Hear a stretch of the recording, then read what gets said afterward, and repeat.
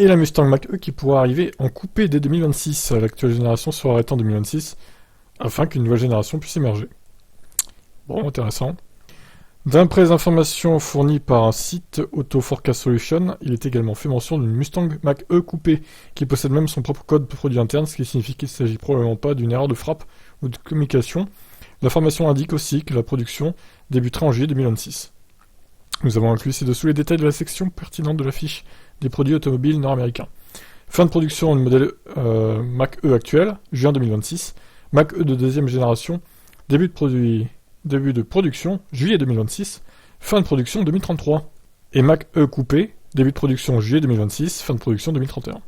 Évidemment, lorsque de tels détails sont publiés sur Internet, ils suscitent de l'enthousiasme, mais aussi de nombreuses questions. S'il y a vraiment une Mustang Mach-E coupée en préparation, va-t-elle simplement remplacer la future Mustang à essence de 7ème génération? S'agira-t-il d'un SUV coupé?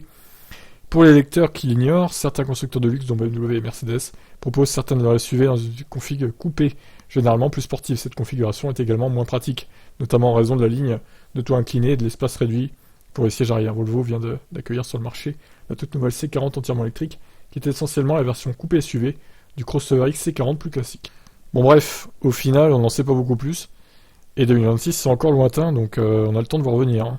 Qu'en pensez-vous de Mustang Mach-E coupé? Est-ce qu'elle pourrait vous intéresser? Dites-moi en commentaire.